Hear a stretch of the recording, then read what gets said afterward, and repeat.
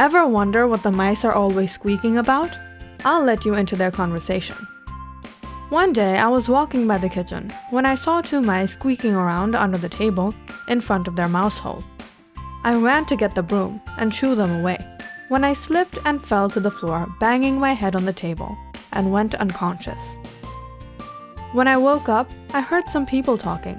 Couldn't they see me in pain laying on the floor? Why was no one coming to help me? I was still seeing everything blurred. I needed rest. As I lay there, trying to bring back my brain altogether, I listened to what they were saying. "Jenna, come on, I think I saw a whole pile of macaroni and cheese in the kitchen." "Ew, no! Didn't Mrs. Thompson drop that this morning before going to work?" Jenna, you always make a fuss about everything." "Bob, I'm not going to eat something squished on the floor since this morning." "Alright then, let's go and find something better to eat." "Let's go." "Hey, look over there! Mrs. Thompson set up a playground for us. She even left some cheese as a snack." "Hold on there, Jenna. You mean the mouse trap?" "No, I'd stick to eating the macaroni right here." "Please, Bob. Maybe the cockroaches ate from that macaroni. You're going to eat that?" "Stop being such a brat, Jenna. We can always follow the 5-second rule."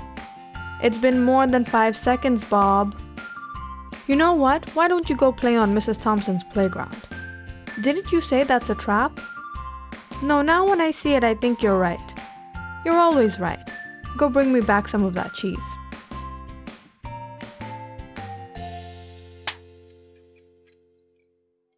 When all the dizziness finally came to a stop, I got back on my feet.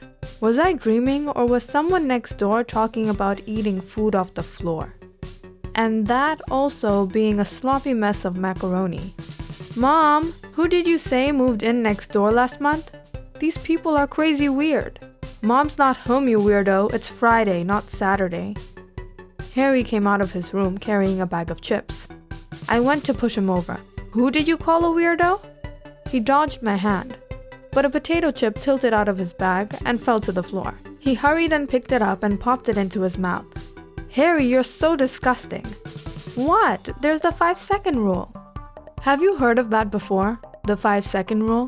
What is it about that small morsel of food that accidentally fell right to the floor that people can't skip past and throw into the garbage? Or is it true that if you picked it up in 5 seconds, it's still good as new? It couldn't have gotten contaminated in as little as 5 seconds, right? Or could it have? The 5-second rule holds that food dropped onto the floor is still safe to eat as long as you can pick it up within 5 seconds of it being dropped. But is dropped food really safe to eat? I know many of you watching this are shaking your head. Is this really a topic worth discussing? Eating food from the floor is simply unacceptable to some people, no matter if it's picked up in 5 seconds or 1 second. The idea of eating a cookie that might have a stray piece of hair stuck to it is off limits. You have a dozen more cookies in the jar. You can't get another one? On the other hand, you will find others that quickly grab that cookie, blow on it or not, and stuff it into their mouths, often while shouting, "5-second rule!" This rule is used by so many people that it is worth taking a look into. Is it just a silly little thing, or rather a dangerous superstition? Or does it actually have some scientific merit to it? And guess what? We're in luck, because scientists have actually studied this phenomenon. Based on available research on this matter, it appears that the 5-second rule is just a myth. And the reality is that food dropped on the floor could be contaminated with nasty germs in as shortly as a few seconds.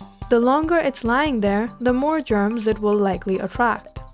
And where you drop the food doesn't matter. In a study recently published in the Journal of Applied and Environmental Microbiology, microbiologists put the 5-second rule to test. The scientists dropped watermelon slices, gummy candy, bread, and buttered bread onto 4 different kinds of surfaces: steel, ceramic tile, wood, and carpet, that were contaminated with bacteria. The foods were left there for 1, 5, 30, and 300 seconds before testing them. They tested 128 combinations of food type, surface type, and contact time, and repeated the test 20 times each. After taking 2,500 measurements, they came to the conclusion that the longer the food was in contact with the germy surface, the more contaminated it became. However, no matter what fell and where it fell, the food became contaminated almost instantly. Moisture also played a big role. The watermelon became the most contaminated, while the gummy candy was the least contaminated. The surface also plays a role. For example, a dry bedroom floor is less likely to carry as much germs as a wet carpeted bathroom or kitchen floor would. And worse would be if it's a high traffic area, like a school hallway or workplace, where everyone from everywhere is stepping on the floor with their dirty shoes. Wherever you may be, there is either more or less germs on the floor. What might look clean may not actually be clean. Remember, we can't see germs with the naked eye, right? Who knows which one of those germs from the germ kingdom has conquered your little gummy bear? So if you're keeping in mind those 5 seconds, you should also keep in mind what kind of food and where it fell before you're putting it in your mouth. For those who are saying gross, hold in your guts for a few more minutes. We're almost over with this part. And for those who are saying, what's the big deal with a tiny few germs? Let me tell you the big deal. These germs may not always cause diseases, but they are potentially dangerous, especially if you're putting bacteria and viruses in your mouth. Let's not even mention the fact that you might be doing it willingly. These bacteria and viruses can cause all sorts of illnesses. Some of the germs that cause illnesses from food eaten in the United States are Staphylococcus aureus, staph, Campylobacter, Clostridium perfringens, Salmonella, Norovirus, and Escherichia coli, E. coli, etc. The mere names might not deter you, but the thought of food poisoning, vomiting, stomach cramps, fever, and diarrhea doesn't sound fun at all. 48 million Americans suffer from foodborne illnesses every year, although they aren't serious.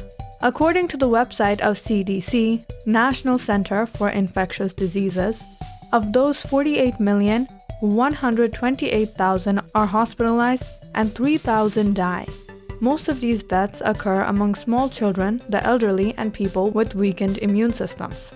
So let's all play it safe next time. When food hits the floor, let's just pick it up and throw it into the trash. Don't take a chance. Nothing may have happened the 99 times you have done it, but maybe this 100th time you might catch a horrible case of food poisoning that you will definitely regret. And this might be easier said than done for some people. You might be able to dodge that broccoli but be tempted to pick up that M&M. It's always better to pitch it and get some more food. Nothing is more valuable than your health. After all, if you're laying sick in your bed or in the hospital, you probably won't be able to enjoy all that good food anyway.